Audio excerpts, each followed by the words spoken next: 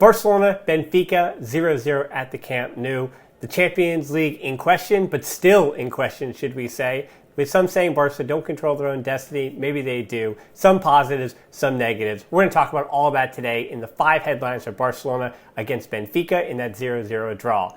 And for those who are new to this channel, make sure you give this video a like, but subscribe as we are on our march to 10,000. So welcome to everybody who's new. Let's get into it. Headline 1 is uphill battle, and that is what this game represents and what this means in the greater context. It means that Barcelona don't control their own destiny, even though they have 2 points extra in the group because Benfica already drew with Dinamo Kiev in their first matchup. But banking on Benfica losing to Dinamo Kiev, or maybe worse, Barcelona beating Bayern Munich, that is what an uphill battle is. In 2 matches with Xavi, we've seen the same major problem for Barca since Messi left. The man who earned Barca so many victories, whether they were justified or not. They just don't have enough players to put the ball in the back of the net, and we also forget how many goals Messi created, which is where he maybe missed even more this season. Gavi, Nico, even Alba, Busquets, and Dembele, sometimes De Jong, and I throw Pedri in there too.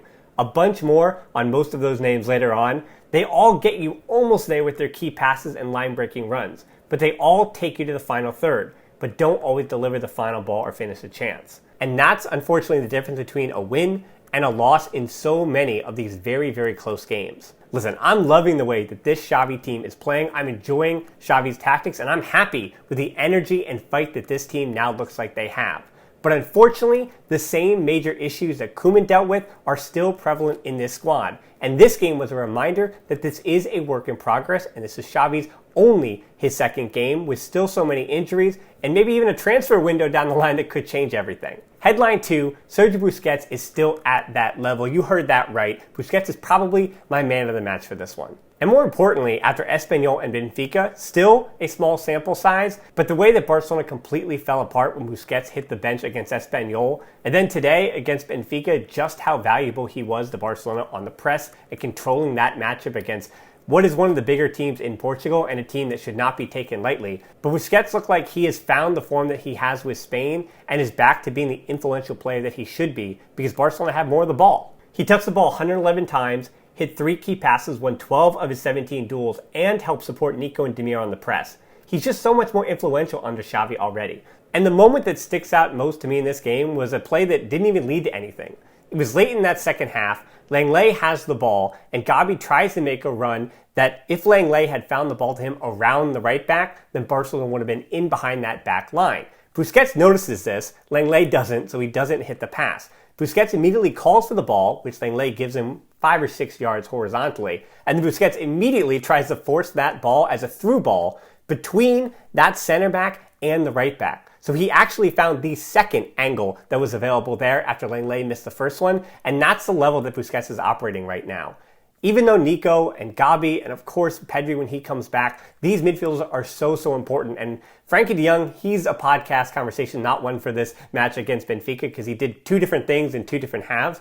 But Busquets is showing us that he is still so invaluable to this Barcelona team and reads the game faster and better than everybody else around him. His legs do let him down as they did in the second half of this game and of most games, so that's why I'd like to see Busquets be able to come off in the 60th or 70th minute in most matches.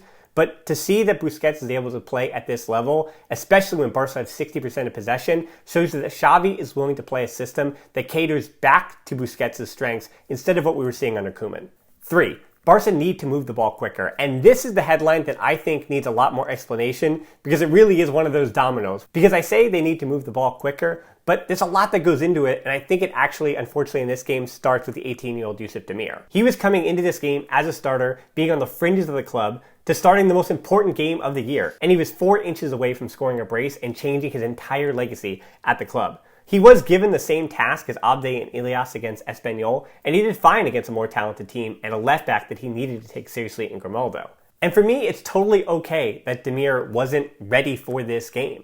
I don't think he was ever expected or should have been. He should have been able to come along slowly, but because Barcelona were down to, what would he be, the 6th on the right wing depth chart, he had to be the starter in this contest. Demir was able to pull off some individual moves, but the ball slowed down a bit with him, and Memphis wasn't getting the distribution he needs.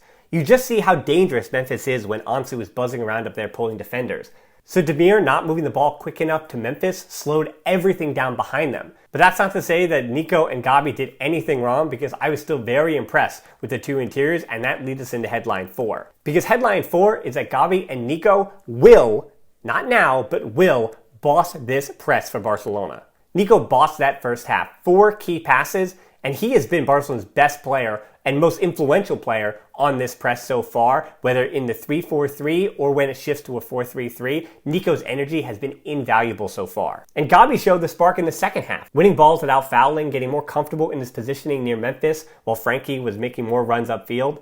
And it's incredible that he only misplaced 1 pass the entire match, 34 of 35. Once this press becomes a well-oiled machine and Ansu and Dembele are making those actual speedy runs in behind a back line, you're going to see what Nico and Gavi are fully capable of, and the immediate counterattacks that will occur. Right now, they're already playing the right balls. The decision-making is already there. The looks, the reading of the game, the positioning of their bodies when the other team has possession, all of it is right. They just need to speed all of that up just a bit, and then you'll fully be able to see how they can unlock the defense. Because right now, as I said in an earlier point, they aren't the players that are going to find that final ball, even though their final third passing is always seemingly the right decision.